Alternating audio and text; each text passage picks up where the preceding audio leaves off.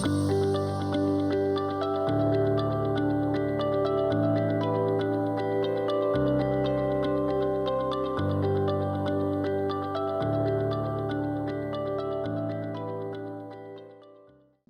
quiero hacer hoy una reflexión profunda sobre la educación, sobre la historia, sobre la ética y sobre la ciudadanía en el marco del Bicentenario.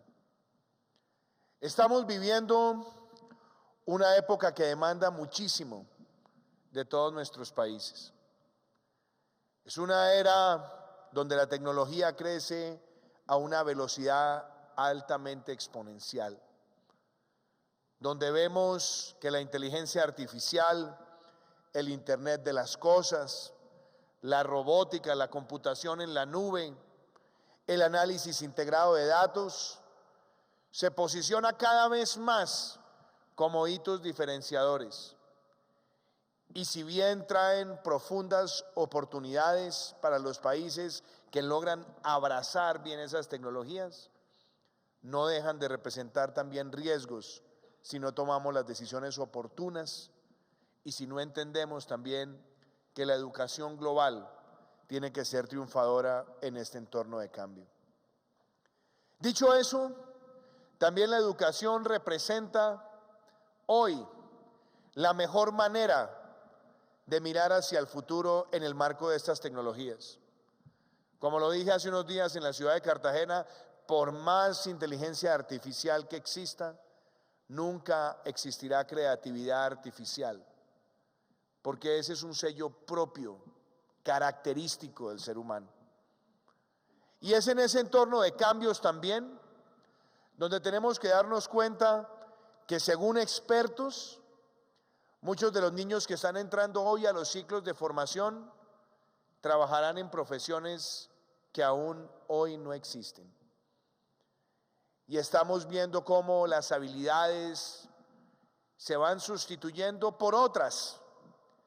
El trabajo en equipo, la capacidad de resolver problemas, la fundamentación analítica, la comprensión integral de información, demandan cada vez más en el mercado laboral esas condiciones. Todo eso me lleva a decir que si bien esas son realidades del mundo de hoy, también es profundamente necesario que nos demos cuenta que hay que volver a ciertas esencias académicas que con el pasar del tiempo se han perdido. Y profundamente quiero hacer la reflexión sobre la necesidad de volver al humanismo, de entender que el humanismo importa, de entender que es en la capacidad de situarse en los zapatos del otro, donde empezamos a entender mejor el entorno social. Y por eso, en ese entorno de humanismo, reflexionar sobre la historia, la geografía, la ética, la filosofía, es necesario en los tiempos de hoy. Yo quería empezar con estas reflexiones porque siempre he creído que no hay una mejor herramienta para cerrar las brechas en una sociedad que la educación, que no hay mejor patrimonio en el recuerdo de un niño que el recuerdo de un maestro, de un profe, de una profe que nos entusiasmó y nos motivó hacia esos temas para los cuales tenemos vocación.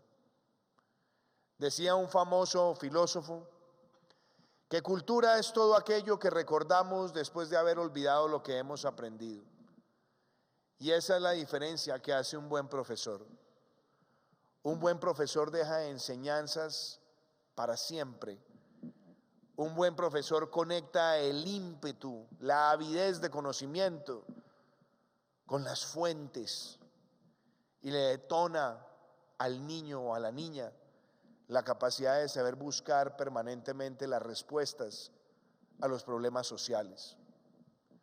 El buen profesor es el que le busca al estudiante motivar su curiosidad, aquel que también lo nutre de seguridad para entender que en el proceso educativo hay equivocaciones y que es muchas veces en la prueba, ensayo, error, como se forman los mejores talentos. Yo digo esto hoy acá ante ustedes porque realmente me motiva a ver a los docentes de Colombia.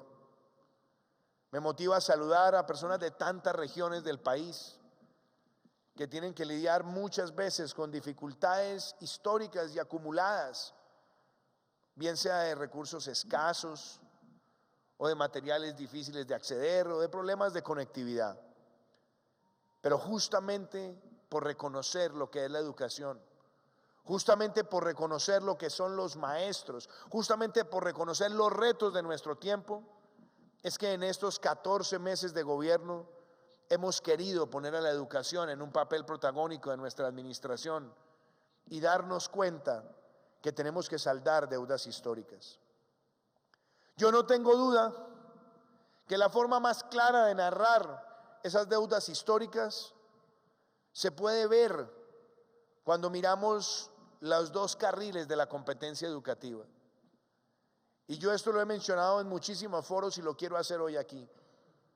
Cuando vemos a los niños de las familias más privilegiadas económicamente, nos damos cuenta que son niños que nacen y siempre en sus primeros meses de vida tienen acceso a los micronutrientes necesarios para desarrollar y fortalecer la corteza prefrontal del cerebro.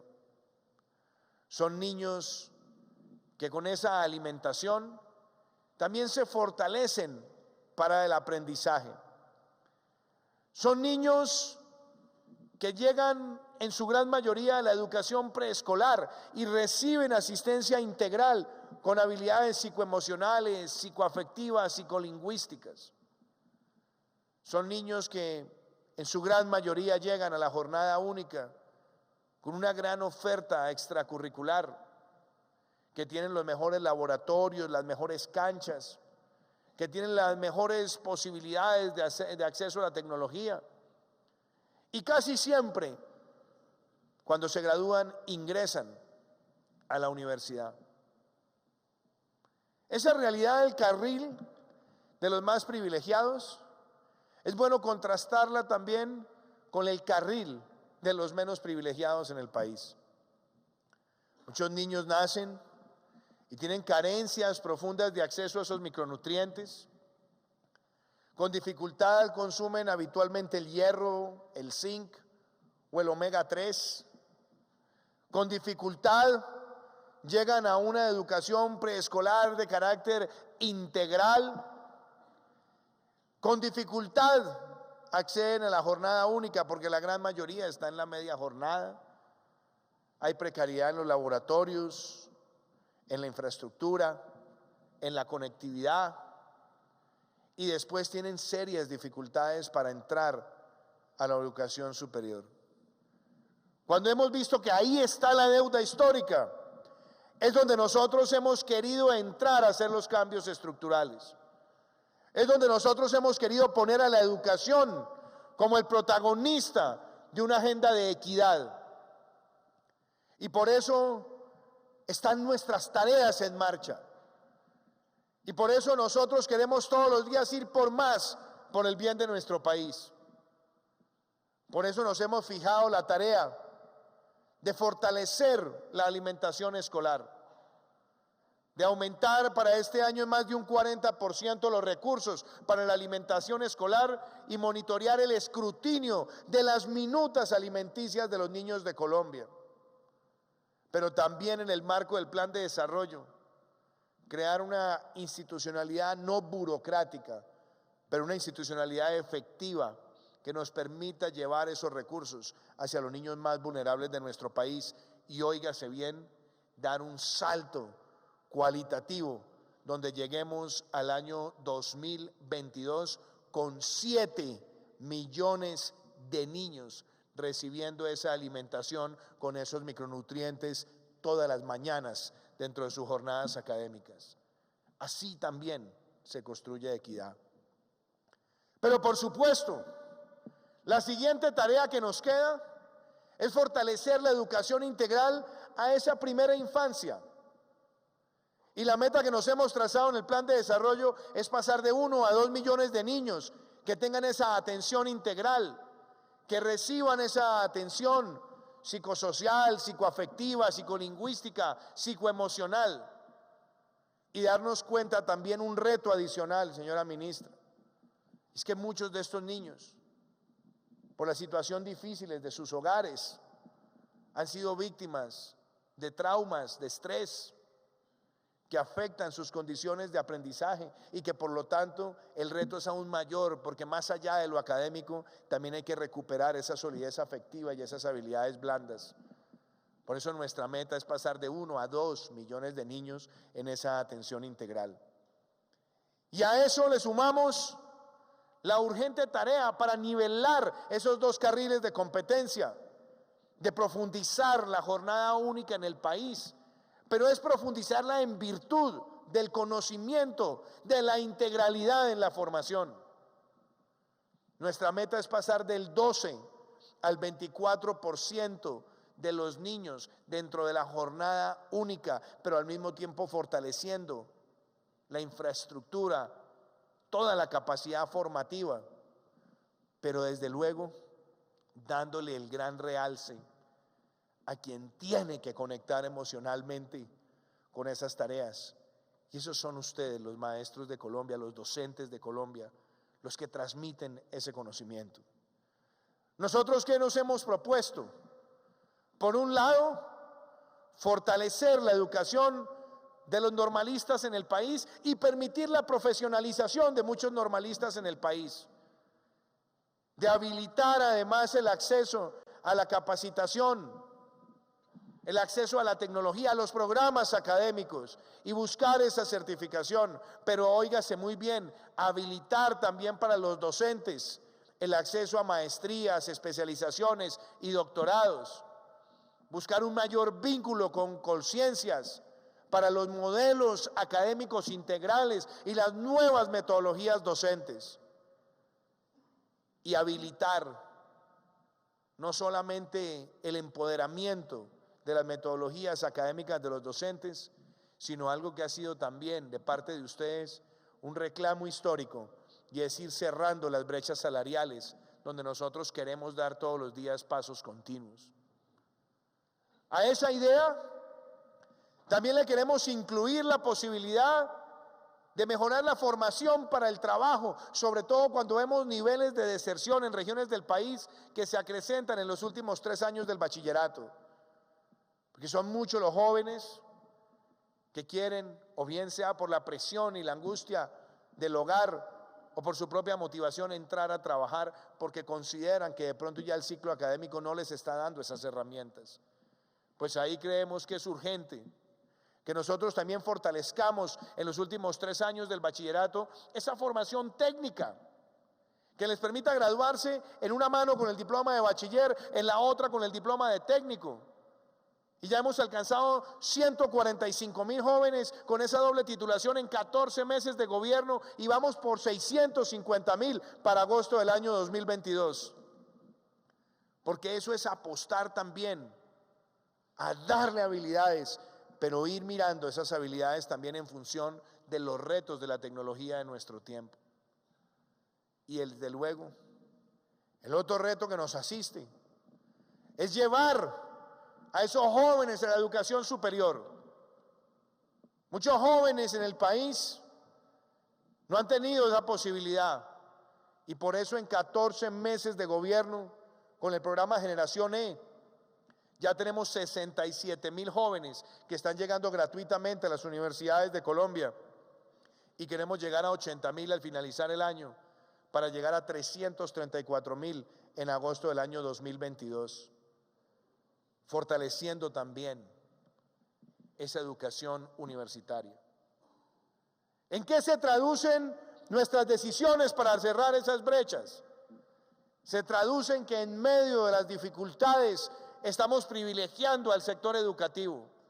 Por eso a mí me complace que en el año 2019 hayamos logrado el presupuesto más alto para la educación en nuestro país, pero será aún más alto para el año 2020 con más de 44 billones de pesos, lo cual pone a la educación en un lugar privilegiado dentro de nuestro plan de desarrollo, Pacto por Colombia, Pacto por la Equidad.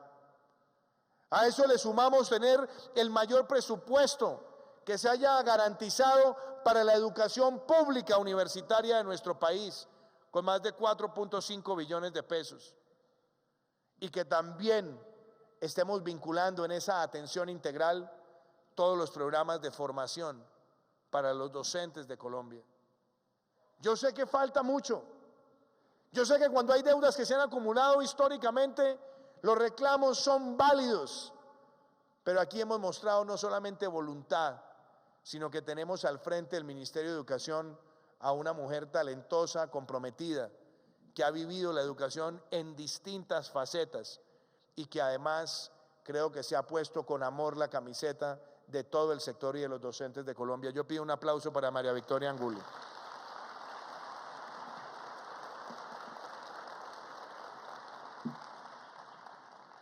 Entonces, si esas transformaciones están en curso, permítanme ahora hacer las reflexiones propias de este encuentro.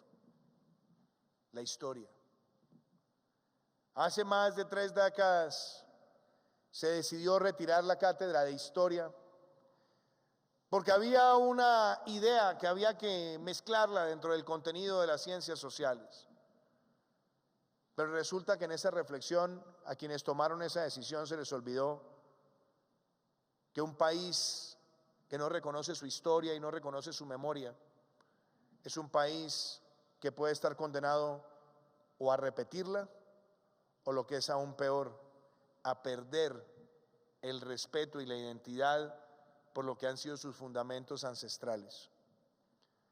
Se ha tomado la decisión no solamente de acompañar la reglamentación de la ley que revive las cátedras de historia, sino que nosotros podamos estructurar en el sistema educativo una integralidad que también cobija la ética y que también cobije las condiciones ciudadanas. Nosotros queremos que los estudiantes de Colombia no dejen de lado la formación humanística, y la historia es muy importante en ese propósito. Queremos además que marque hitos transversales, que no esté solamente compartimentada, sino que se vaya enseñando a lo largo de todo el ciclo académico, invitando a los mismos docentes en sus propias áreas del conocimiento, para que también se llenen de los contenidos de historia para transmitir valores a los estudiantes. Y yo creo que en este bicentenario tan importante para nuestro país sí que es necesario revisar, analizar los fundamentos de los orígenes de nuestro país. El 7 de agosto recordábamos la gesta heroica de la campaña libertadora. Días después recordábamos la llegada del Libertador a Bogotá. Pero a esos hechos y a esas fechas los antecedieron temas tan importantes como el Congreso de Angostura, la Cumbre de Pore, los éxitos y los fracasos también de nuestros padres fundadores. El papel de Anzoátegui, el papel de Santander, de Francisco Antonio Sea, de Pedro Gual, de Domingo Caicedo, de José Ignacio de Márquez.